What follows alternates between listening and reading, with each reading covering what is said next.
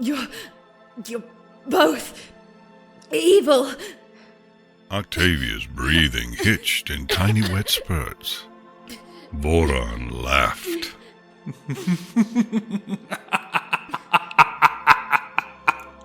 The sound reverberated through Vinyl's head, like some pony was banging a metal drum inside her skull. Silly filly.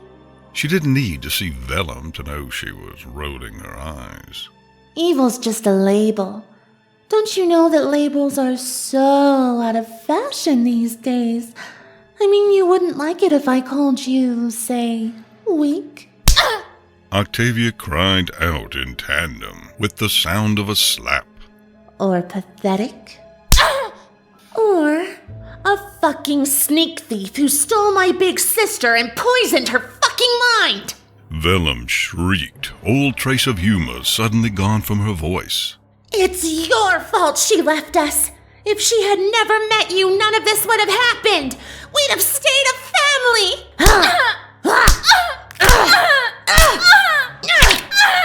Tabby. The sounds of violence were more than Vinyl could take, but her traitorous body refused to respond to her commands.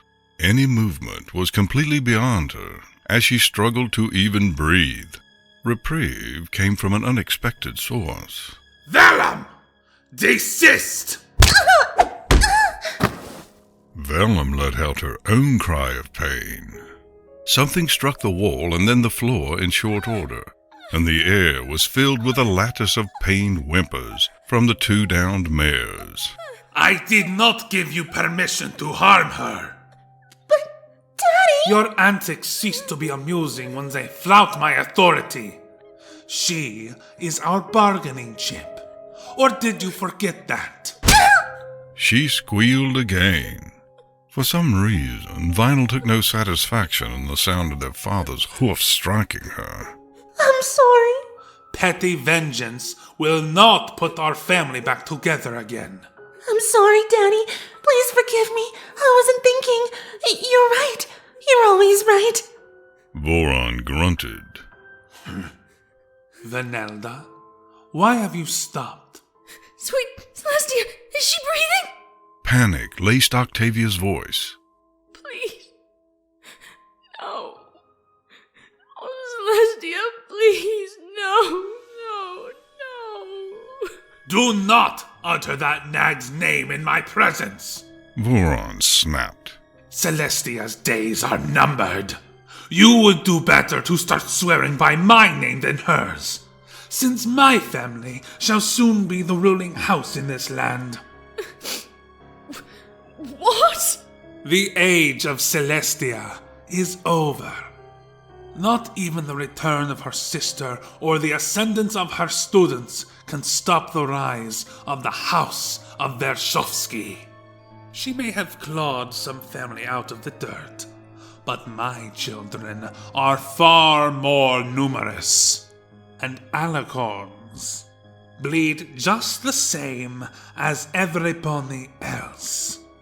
All it would take is one opportunity, one bite, and any pony is my prey, royal blood or not. I am eager to see if royalty tastes any sweeter than the blood of peasants or nobility. You're mad. Totally insane. You can't possibly think you could take on the princesses. Celestia's rule rendered my people a frugal life fighting over scraps in the mountains, while ponies roam freely and without predators under her protection in this lush land. She interrupted the natural order of things by protecting you, weak creatures. Why should the ponies be the only species to escape the natural cycle? Why should vampires be so thoroughly banished that every mare, stallion, and foal thinks them nothing but mere legend? Well, I say no more. With my children, I shall wrest this land from Celestia and her filthy alicorns. then the age of the vampires can begin when they are gone! This is why you want Vinyl back so badly? Octavia's voice was so hoarse that Vinyl could barely hear it over the pounding in her ears. You've done all this because you want to pit her against the princesses? My children are mine to do with what I will. You can't make her take on 4 bloody alicorns alone! She will not be alone. Far from it. Yeah. Vellum piped up. You? Octavia was clearly incredulous. Her? You think she'll be enough to turn the odds in your favor? At least with Vinyl, I could understand your thinking, but sending a little Pegasus against 4 alicorns? That's ludicrous! Especially one so tiny and weak-looking. And you're just an earth pony! Octavia's voice wavered as she spoke, but a strange kind of firmness coated her tone, like a coating of liquid steel. Well, you are weak. You were barely able to hold me down when he was drinking from me before. Tavi, what are you doing? Vinyl thought desperately. Shut up already! Don't say any more! And I'm just a plain old earth pony, and not even one with muscles who works the land either. I don't even have magic, and you think you'll stand any kind of chance against Celestia and Luna? Not to mention Princess Cadence and Princess Twilight.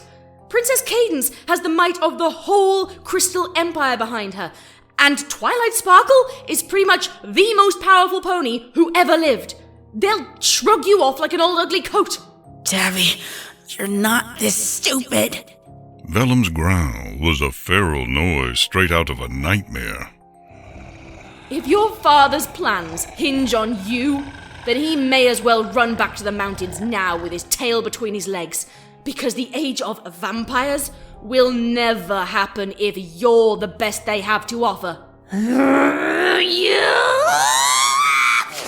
The growl rose to a screech of pure rage. The vowels devolved into nothing more than a shriek and a mad flutter of wings. Vellum, stop! Too late. Vellum! There was a wet ripping sound and the slosh of liquid. Octavia let out a screaming gurgle Vinyl recognized from all the years she went hunting with Vellum. Her mind thinned to a silent scream that went on and on and on, wrapping around every thought and squeezing them into the same shape. Tavi, no!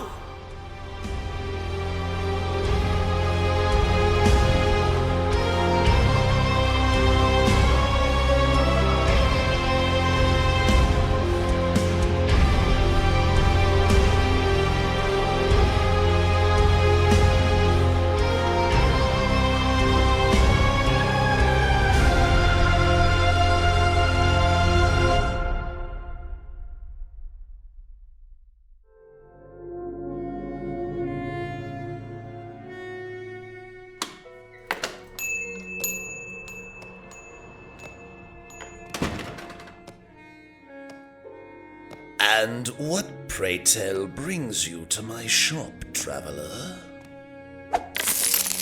Vanelda threw down the bag of coin, spilling its contents across the counter. The shopkeeper's eyes went wide at the sight of gold. Judging by the amount of stock crammed into this place, he didn't make many sales, and certainly it had been a long time since he had seen money like this. The grimoire of a Sadua Shadow Hoof.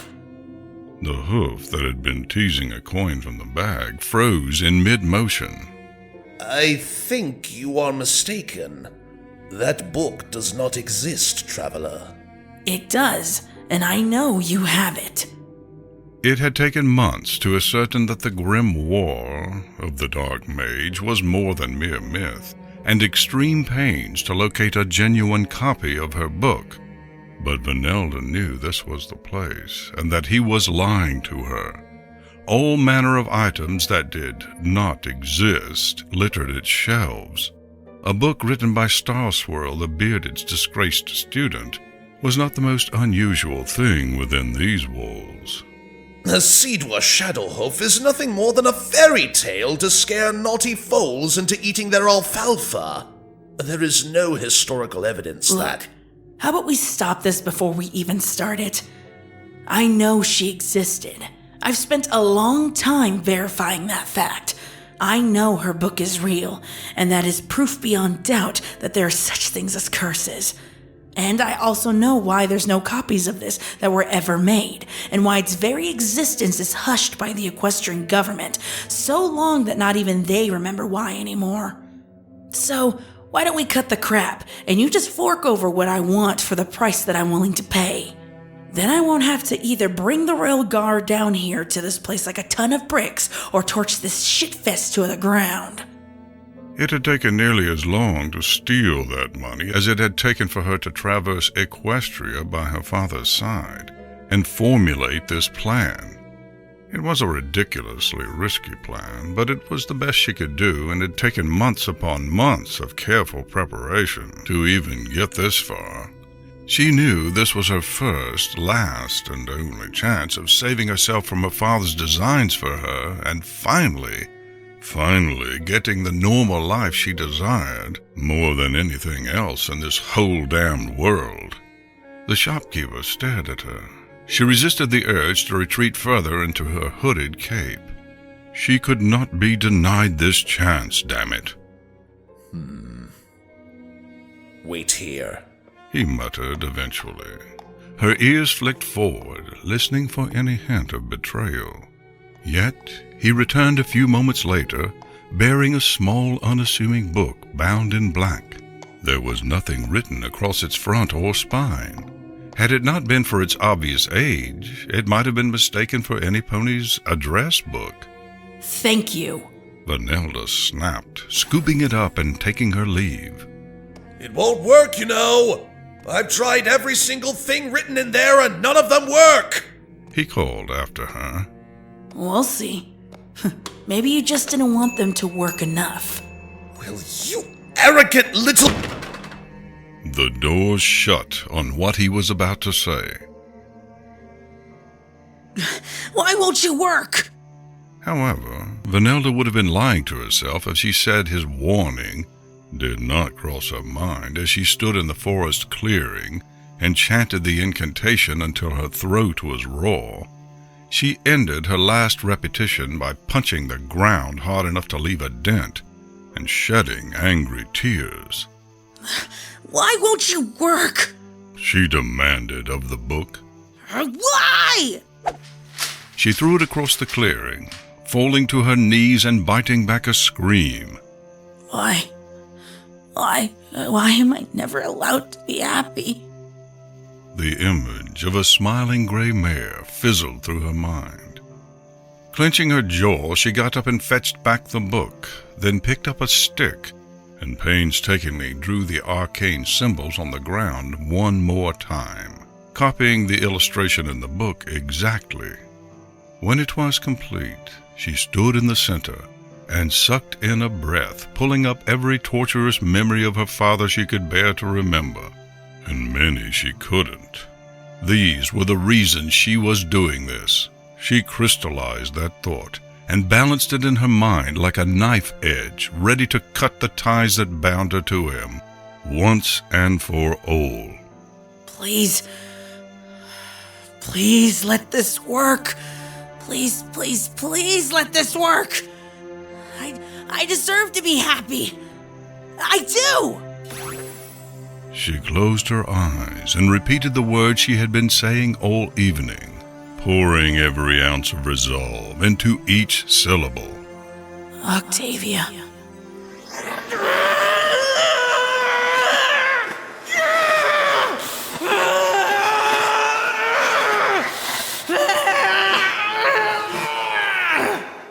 Pain ripped through her. It was unlike anything she had ever experienced before. Her insides were on fire. Her brain was made of molten lead. Every single hair on her body sent up a cacophony of pain so visceral that she vomited back the meager contents of her stomach. and lay on the ground trying to retch up food that wasn't there. She raked at herself with her hooves, instinctively trying to open herself up and let the hurt out. Blood spattered the ground. A pushing, shoving, compressed feeling swept through her, and in its wake she felt empty, as if some integral part of her was suddenly gone. No, not gone. Merely buried so deep inside her that she couldn't sense it anymore. It wasn't enough, but though she tried to say the words again, the connection would not break. It only stifled, leaving her mind curiously empty. She could not feel her father's presence anymore. Utterly spent, she flopped to the ground, unable to even open her eyes. Streaked in sweat, dirt, and her own vomit, her triumphant smile remained fixed on her lips. It was still there when she awoke, unaware until that moment that she had passed out. A timberwolf's hot breath blew into her face. It must have been attracted by the noise. She bared her fangs at it, letting it know it was facing another apex predator. Yet the sting of elongating teeth did not come. Her eyes did not prickle into full red. She hissed, but it was the weak hiss of a newborn kitten, and the light from the timberwolf's glowing green eyes hurt to look at. But the rest of it was bathed in gloom she could not see through. She was practically blind in the night's darkness. She wanted to laugh. She wanted to whoop and yell with delight.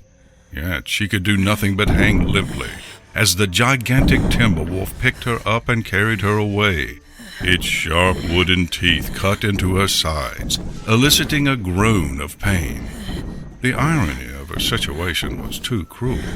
Here she had finally done the impossible, and her reward was to be a meal for some creature made of twigs and leaves. The sound of rushing water signaled that the wolf was trotting along the riverbank.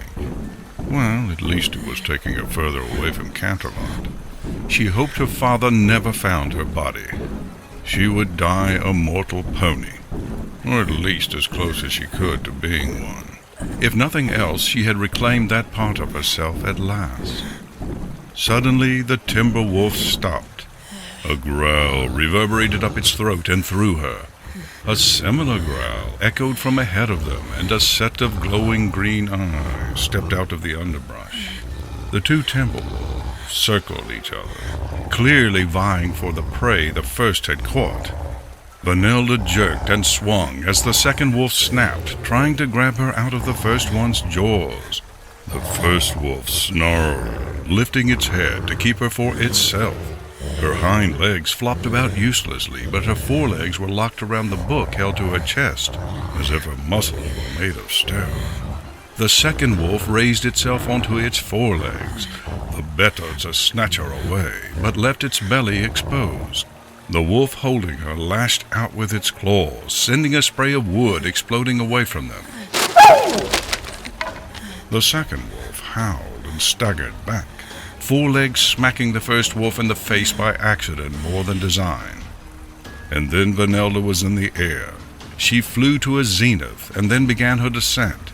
She fully expected to die splattered against the ground, and so was doubly surprised when she was instead enveloped in water. Her head broke the surface with a gasp, and she struggled weakly to stay afloat and hold the precious book out of the water as she was carried away by the current. No, I won't die like this, she thought grimly. I refuse to die like this. Not now. Not after everything I've been through to get this far. Her horn burned like there were red-hot needles being pushed through her forehead and into her brain. But she forced her way through the pain barrier and buoyed herself upwards enough that she wouldn't drown. She didn't have enough strength to get herself to shore, but she could at least keep herself from drowning or crashing against rocks that would shatter her suddenly fragile body to pieces. By the time she washed up on the shore, she was more miles away than she could count. Her magic fizzled and died, leaving her coughing and panting in a mud bank amidst the debris that had collected there. Sweet Celestia! Some pony. Fetch an ambulance, quick! She didn't know how long she lay there. It may have been minutes. It may have been hours. The world became nothing more than a freezing, hazy collection of half-numb sensations and things that might have been dreams or could have been reality. I just laying there on the side of the river. Laying there on the side of the river. She has no identification. No identification. No identification. No identification. No identification. Paramedics are on their way. Sweet Celestia. Celestia. The paramedics are on their way. Paramedics are on their way. No identification. No identification.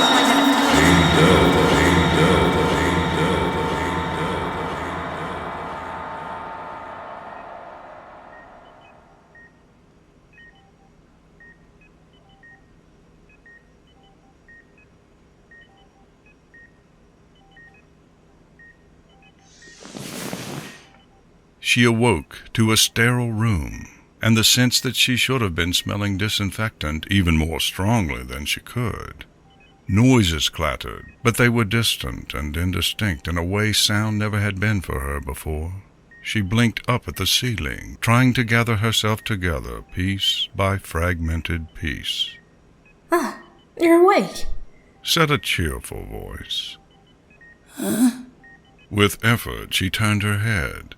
A yellow pony in a nurse's cap leaned over her, beaming like she had pulled Vanelda back from the edge of oblivion personally. It's okay, chickadee. Just relax. You're in the hospital. Hospital? The word had a blurry quality thanks to her excessively dry mouth. She coughed. Her whole body hurt with every movement.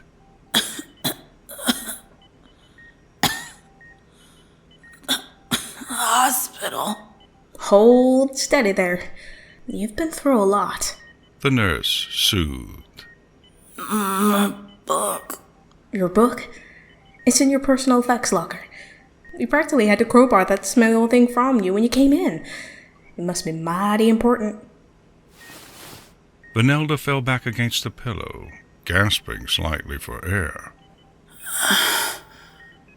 This is very important. She swallowed. Water? Water? Here you go. Now sip it slowly through the straw. She drank gratefully and greedily until the nurse pulled the glass away. Now, chickadee, I'm gonna need you to answer me some questions, okay? Do you think you're up for that? Nothing too, Texan. First off, I need to know your name, chickadee. She froze. I... Struck by sudden inspiration, she finished. I don't remember. The nurse frowned. Oh dear. Do you remember what you were doing in the water 3 nights ago? Had it really been 3 nights already? Daddy would be livid. She froze again as the thought struck her that she didn't have to call him that anymore. She could call him by his actual name. She didn't have to acknowledge his hold over her any longer. Voron would be livid. The thought was new and thrilling. Voron did not know where she was. Without the connection to her mind, Voron could not find her. Voron would think she was dead after the connection broke, since the only reason his blood link with his children ever broke was when they died. Is that a smile I see? Do you remember your name, chickadee? She forced the smile away. No. I'm happy to be alive. The nurse beamed. You should be. You had a real lucky escape, don't you know? I don't suppose you can remember the name of some pony we could call to, come fill out some forms with your personal details, do you? One name appeared in her mind. It seemed the most natural thing in the world to say it. Octavia Philharmonica.